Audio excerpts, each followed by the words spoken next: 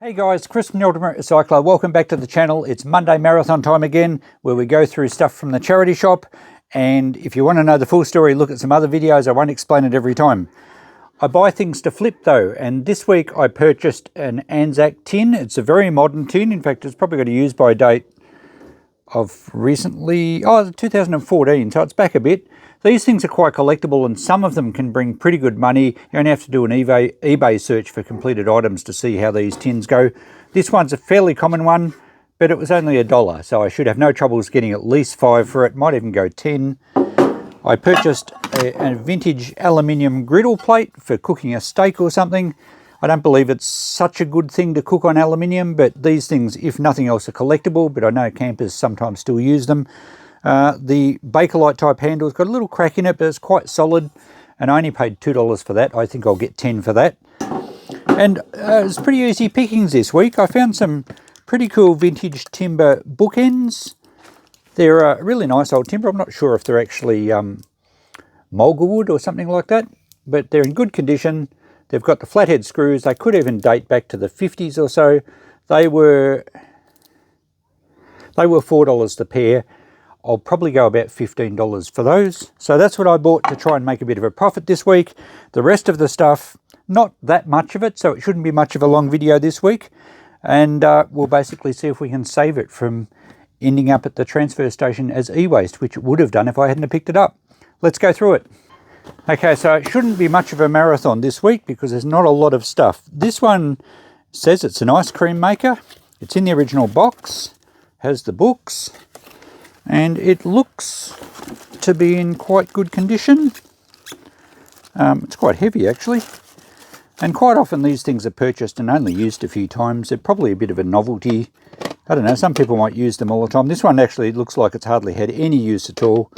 So it may have been like used once and put back in the cupboard, may have been a gift and really just unpacked, and maybe it hasn't been used. I think it has. It's got a little bit of staining on the lid there. Should clean up fine as long as it works okay. All the packaging's with it. So we'll give that a test, and not sure how we'll go there. What brand is it? Saba. Not sure where they're made. I haven't heard of that brand before.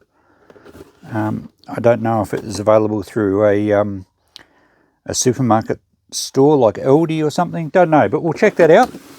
Should be a good seller. It certainly looks undamaged. And the crate, we have some headphones. Hornet. Haven't heard of that brand. Has the 3.5mm stereo jack. Looks in good condition, and the pads look good. Quite often on headphones, the pads, the foam in them break down. These are probably a pretty modern set. A little bit stained there. But if they work fine, we should be able to sell them, even if it's only $5. I'll have to check out the brand to see if they're any good.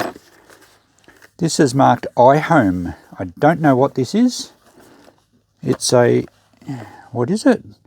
Looks like it has a charging port for an older Apple. What's in here? Open. What goes in there? Is that just a battery compartment? It is. Oh, it takes a lot of batteries. So I'm not sure what an iHome is. Maybe it's just like an office desk dock to charge your phone. Needs a charger. Needs a 7.5 volt charger, so a specific charger. I'll have to check that out, but I don't know that that's going to be worth much. Oh, something else I purchased. I did find a lot of stuff this week. Foster's Lager Bakelite style. I'm not sure if it's Bakelite or not, but it's a vintage 1950s ashtray. Only $2. I should get 10 for that. So I had a good spend up. More headphones. These again look like very cheapy ones. They're probably just like gaming headphones with the microphone. It says Ear Force. Interesting. So I think they might, hopefully they work, and they might only be a $5 one as well. Looks like there's a little volume control here. Oh, there's game volume and chat volume, so it's definitely for gaming. So we'll check those out. Hopefully, you know, they might be an expensive set. They look nice and clean, those ones. And to finish up with here, we have a couple of appliances. This toaster by Sunbeam. I have cleaned up some Sunbeam toasters and they've sold quite well. But it depends how dirty they are. This one's pretty clean inside. I think that, even though that's a little grubby on top, I think that one would clean up quite well. So as long as it tests safe, we can perhaps turn that toaster into $10 or $15. And the last thing in the tub here is an iron. We've sold a lot of irons recently. This looks like a real cheapie, but I still seem to be able to get $5 for them pretty easily as long as they work and test safe. So nothing very complicated this week. We do have one more thing. Oh, a couple more things. I found some electric knife blades in the bottom of the tub. Now, I think I've got 2 electric knives at the shop at the moment that don't have blades, or maybe there's one and there's a set of blades that doesn't fit it. Anyway, there's 2 different sorts here, so hopefully we can maybe get one of those going. Every time I find these, I'll just put them aside because it seems like they get misplaced. I guess they probably end up in the cutlery drawer and the electric knife maybe gets donated and people forget to include these. So we won't write down anything for that, but we hopefully will find a use for them down the track. Now, the other thing I got is this. Now, you can only see the base of it, but it's a floor lamp, and I'll see if I can, it's nearly touching the roof. We'll see if we can angle it down. There we go. So it's a full-length floor lamp. It kind of resembles a street light pole. It's not overly heavy, but it is metal. I presume it's like a die cast. Or maybe that's a... Oh no, I think that might be a cast aluminium. And then it's got a cast iron weight there to give it some stability. It's in good condition, except it doesn't have a shade. I'll show you the top again. Oh, it does have a switch in line. And it will be easy to test. And the top of it, if we can keep this in focus, maybe it won't. The top has the collar there, and it's just missing the shade. It would have had just a normal, sort of a glass cone type shade, an inverted cone. So I may have a shade for that at the shop, but it looks like the rest of this is in good condition. I can certainly test it without the shade, and we should pick up a shade for it. Either I've got one or we'll pick one up soon enough. So doesn't look like there's anything going to Ewaste this week, which is awesome. Time to start plugging things in. I had a bit of a look online for these. I believe they were sold through Coles supermarkets, so they are a budget line. I think they're discontinued, and the only ones I could find were on Facebook Marketplace, and I think one sold for $10 and someone was after a bit more for another one and it didn't sell. So I don't think they're worth a great deal. Let's power this one up, make sure it works. The displays come to life. Well, it did. There we go. Oh, okay, it's a timer, and it sounds like something's going. Yep, that's where the beta thing goes into. It's working. Sounds a bit noisy, doesn't it?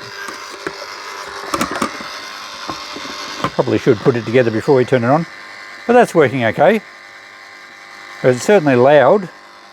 So I think pretty much it must cool the bottom, or I think you're supposed to put the bottom in the freezer first, and pretty well they just blend until it freezes the ingredients. Let's turn that off. So it's probably just got a timer on it. So that seems to work okay. It's clean enough. It has been used. It just needs a bit of a wipe out. Yeah, and this part you're supposed to put in the freezer first. And that's pretty clean. So yep, I think we'll just try $10. The last ice cream maker I had took a while to sell as well. So they're probably not that popular, especially considering it's the middle of winter here in Australia. Wrong time of the year to sell ice cream makers, I guess.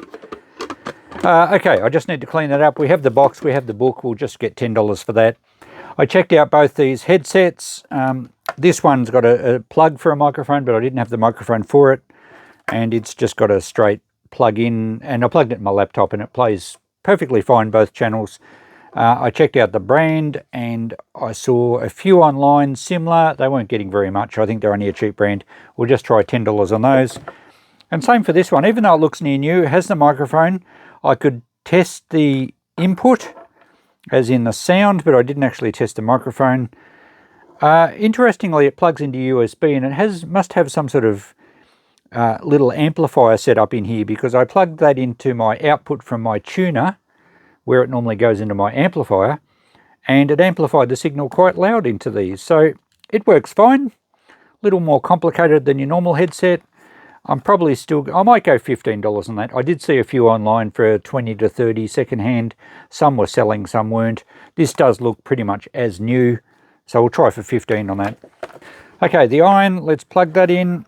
Pretty straightforward test. As long as it heats up and as long as it says it's safe, we can sell it. It doesn't need much of a clean, just a little bit. Let's make sure we have a good earth connection. Yep. So the appliance tester is happy with that. Is it warming up? Yes, it's hot already. So it should be, oh, I can even hear it starting to steam. It must have a little bit of water in it. So that's fine. There's no breaks. The cord looks okay. And it is steaming. The plate should clean up quite nicely too. I don't know, what brand is it? Delta. It's like Delta without the D. Anyway, we should get just 5 for that. It'll sell quickly. Don't want them hanging around. Let's try the Sunbeam toaster. And it's much cleaner inside than outside, which is fine because I can clean up the outside pretty easily.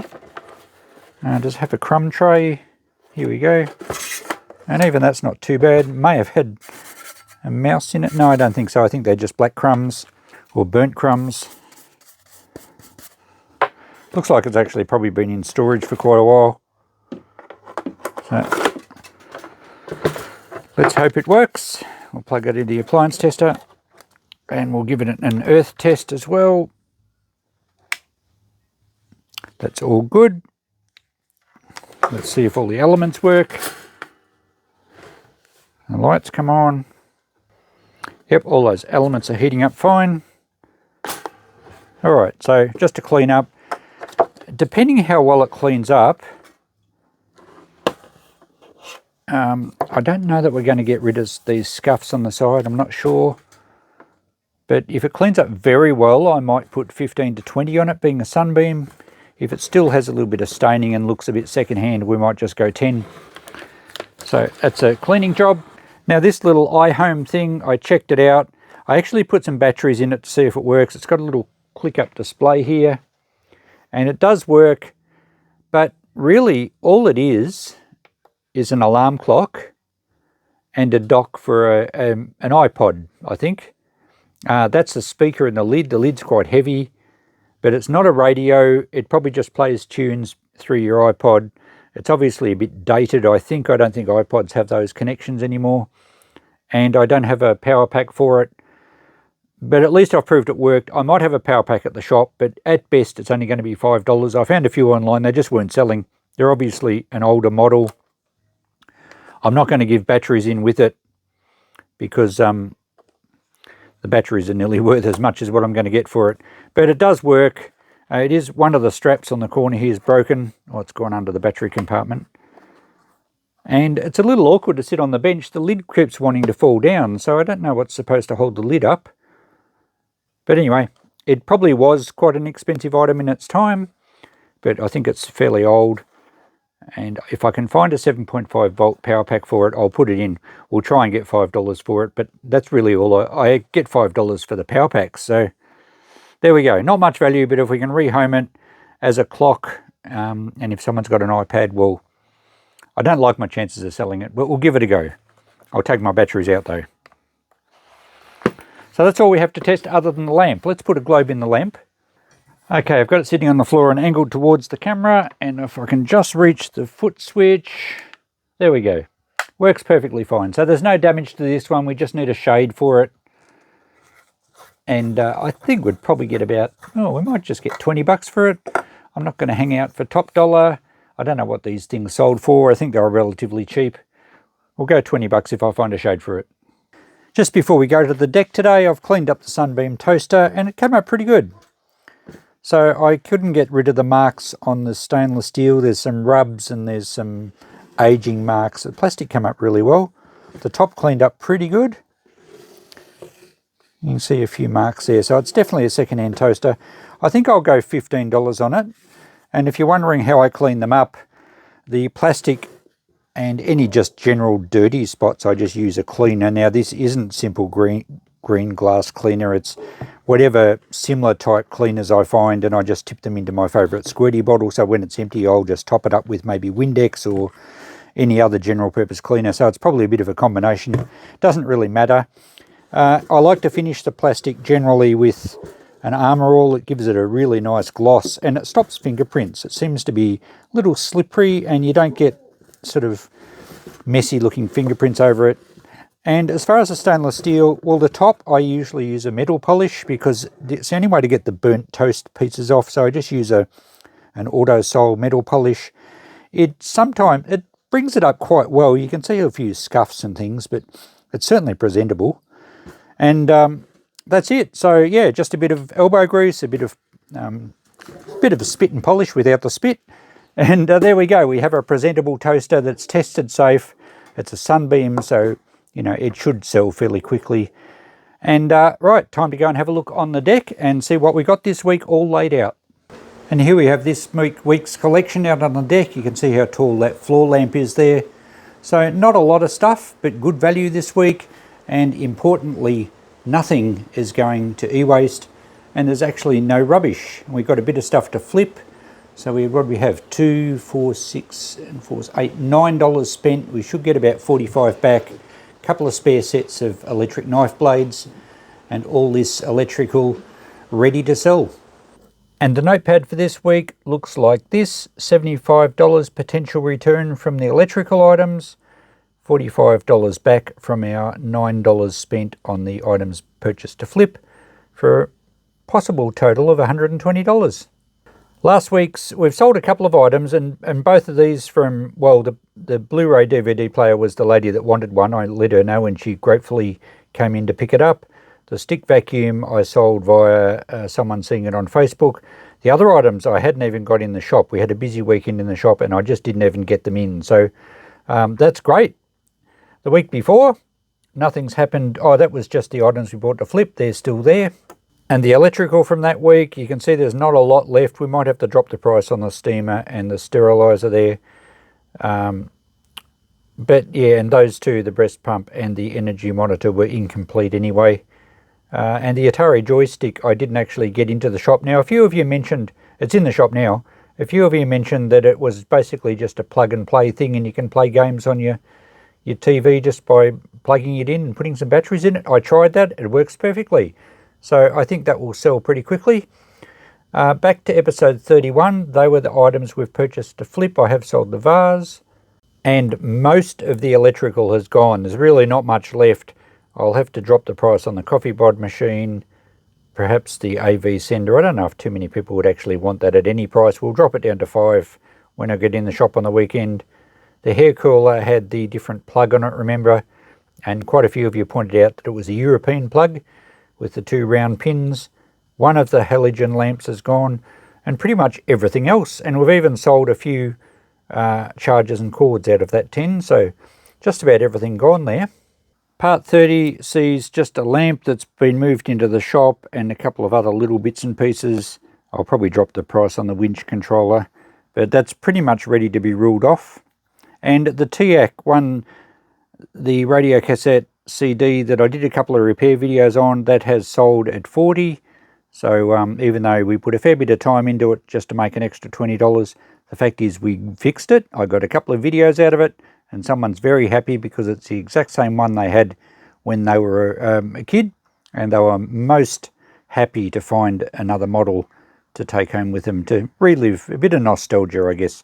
And we don't need to go back any further than part 29 because everything else has been ruled off previous to this, and I think we can rule this one off now.